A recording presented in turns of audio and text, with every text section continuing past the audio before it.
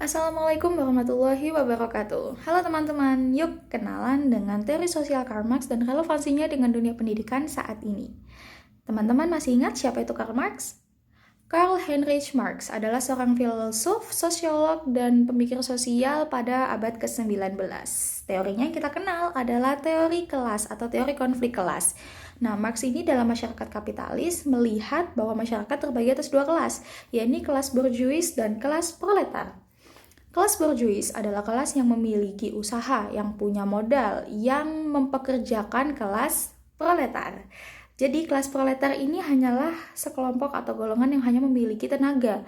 Kelas proletar tidak bisa memproduksi atau membuat usaha sendiri, tapi mereka hanya punya tenaga. Sehingga sistem ekonomi pada masyarakat kapitalis masa itu adalah kelas borjuis yang punya modal dan kelas proletar yang bekerja untuk kelas borjuis. Nah, karena perbedaan ini, karena ketimpangan yang ada ini, maka orientasi ekonomi mereka berbeda.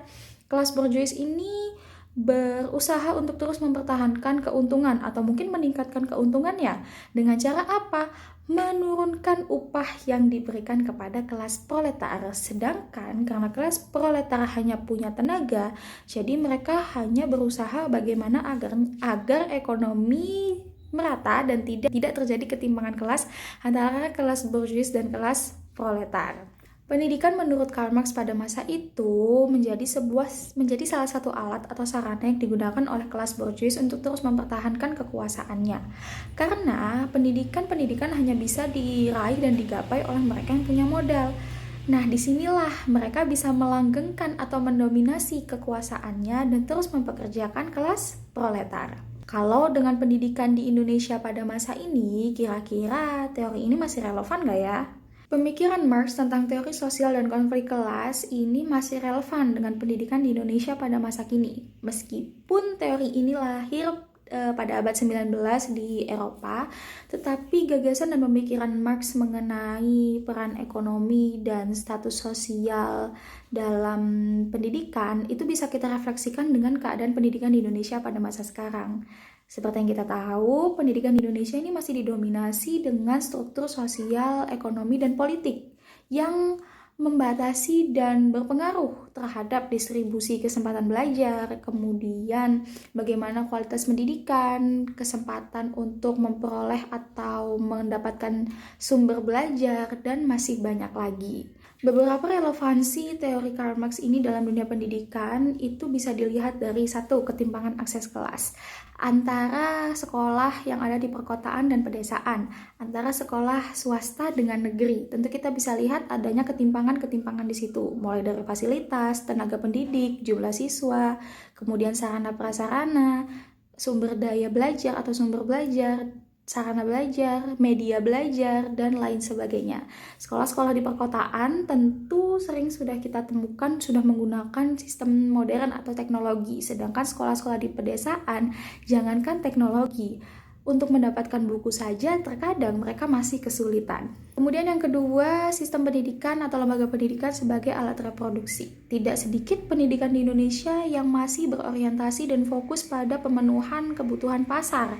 Apalagi ada kurikulum link and match dengan dunia industri yang mengedepankan bagaimana untuk menghasilkan lulusan-lulusan dari lembaga tersebut yang siap untuk menjadi pekerja di industri. Jadi bisa kita lihat kalau pendidikan di Indonesia itu masih fokus untuk menjadikan lulusannya sebagai seorang pekerja dibandingkan seorang pemikir kritis. Ketiga adalah komersialisasi pendidikan. Nah, seperti yang kita tahu, tak jarang dijumpai bahwa sekolah-sekolah negeri atau sekolah-sekolah swasta dengan biaya tinggi itu menjual pendidikan dengan biaya yang sangat tinggi, terutama di sekolah negeri yang dulunya favorit sebelum terkena imbas zonasi.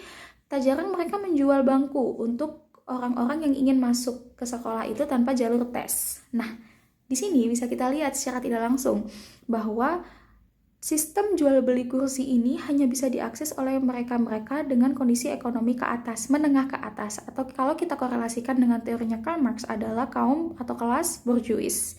Sehingga secara tidak langsung semakin lama kelas borjuis ini akan semakin mendominasi di bidang pengetahuan. Jadi, teori sosial dan konflik kelas yang dimiliki oleh Karl Heinrich Marx ini meskipun lahir pada abad ke-19 dan jauh di Eropa sana, tapi masih relevan dengan sistem pendidikan pada masa sekarang di abad ke-21 ini. Nah, teori Karl Marx ini mencoba untuk memahami ketimpangan-ketimpangan yang ada dalam pendidikan, mulai dari fasilitas, hasil, kualitas, sarana, dan lain sebagainya, di mana ketimpangan-ketimpangan ini dipengaruhi oleh keadaan ekonomi siswa-siswi. Selain itu, Marx juga mendorong refleksi kritis terhadap sistem pendidikan yang masih didominasi oleh komersialisasi dan ketidakadilan struktural. Mungkin itu saja. Terima kasih. Assalamualaikum warahmatullahi wabarakatuh.